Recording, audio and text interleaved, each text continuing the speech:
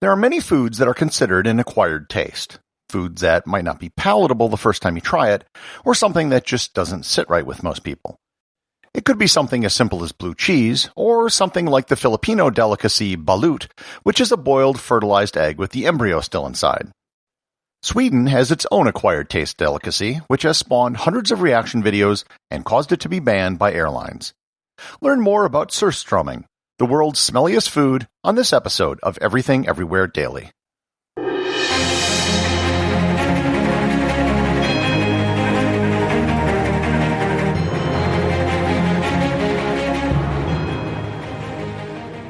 This episode is sponsored by Audible.com. My audiobook recommendation today is The Almost Nearly Perfect People, Behind the Myth of the Scandinavian Utopia by Michael Booth. Journalist Michael Booth has lived among the Scandinavians for more than 10 years, and he has grown increasingly frustrated with the rose-tinted view of this part of the world offered up by the Western media. In this timely audiobook, he leaves his adoptive home of Denmark and embarks on a journey through all 5 of the Nordic countries to discover who these curious tribes are, the secrets of their success, and most intriguing of all, what they think of each other. Why are the Danes so happy despite having the highest taxes? Do the Finns really have the best education system? Are the Icelanders as feral as they sometimes appear? How are the Norwegians spending their fantastic oil wealth? And why do all of them hate the Swedes? You can get a free 1-month trial to Audible and 2 free audiobooks by going to audibletrial.com/everythingeverywhere or by clicking on the link in the show notes. The word surströmming in Swedish literally means sour fish, and that is probably an understatement. More specifically, surströmming is canned, fermented herring. That in and of itself doesn't sound that bad. There are many fermented foods that we eat, and we have no problem with them. Yogurt, sauerkraut, and kimchi are all fermented foods, and no one freaks out at the idea of eating them. Fermentation is an ancient form of food preparation by the breakdown of food via microorganisms like bacteria and yeast. All well and good. However, there's another process of breakdown of food via microorganisms, and that is called rotting. Surströmming toes the line between fermentation and rotting. The history of surströmming goes back to at least the 16th century when we can find the first written mention of the food. However, the food might be very well older than that, as fermentation is a pretty old process. The legend of surströmming holds that it was accidentally created by fishermen who didn't have enough salt to preserve their catch. They used less salt than normal and sold their fish to some locals in Finland. Salt is used to inhibit microbial growth and to stop the fish from rotting. When the fishermen returned, they thought the locals would be mad at them for selling them fish that rotted. Instead, they loved the product and wanted more of it. The fishermen tried the fish themselves, and thus surströmming was born. Today, surströmming is prepared and purchased in a can. While in the can, the fermentation process continues. Fermentation results in the release of gases, which means that the can will often be bulging due to high pressure inside the can. The fermentation of the fish in the can results in the single most unique quality of surströmming: the smell. In 2002, a Japanese study found it to be the worst-smelling food in the world. The smell is so bad that it has become legendary. It's been described as rotten eggs, a dead body, a dirty diaper, and raw sewage. But the truth is, there are so few things you can really compare it to because nothing else smells quite so bad.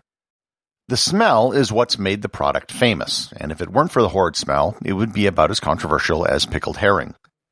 Children in Sweden have been known to open a can of surströmming in school so they could get out of class.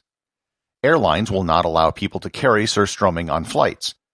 Because of the high pressure in the can and the low pressure in the cabin, the higher pressure differential can result in some cans rupturing, spewing the smelly liquid onto the plane.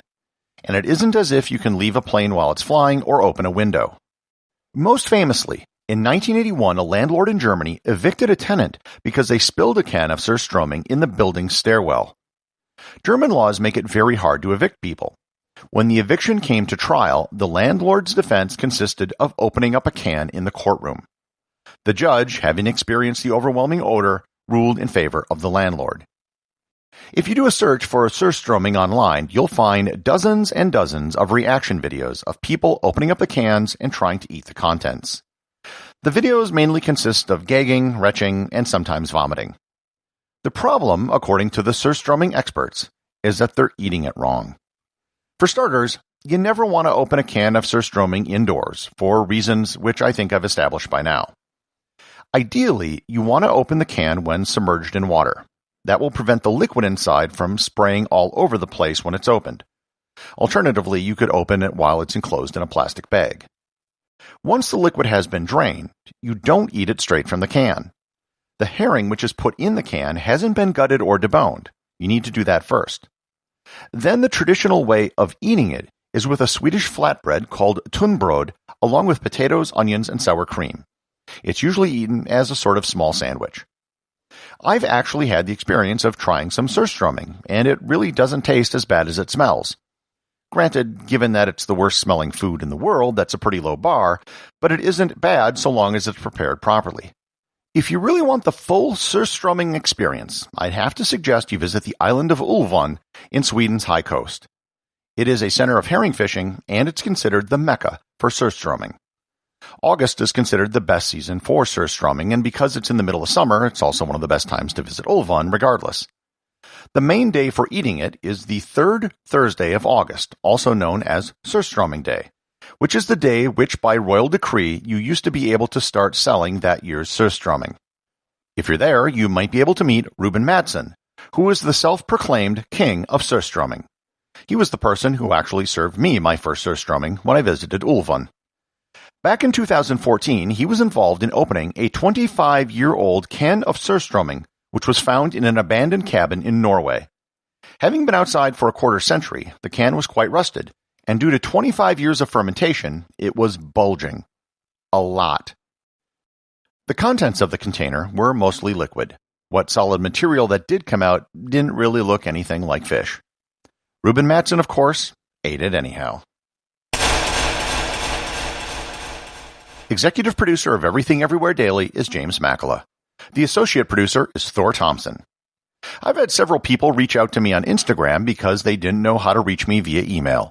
If you'd like to send me an email, you can reach me at gary@everything-everywhere.com. If you have a show suggestion or a question you'd like me to answer in an episode, feel free to drop me a line.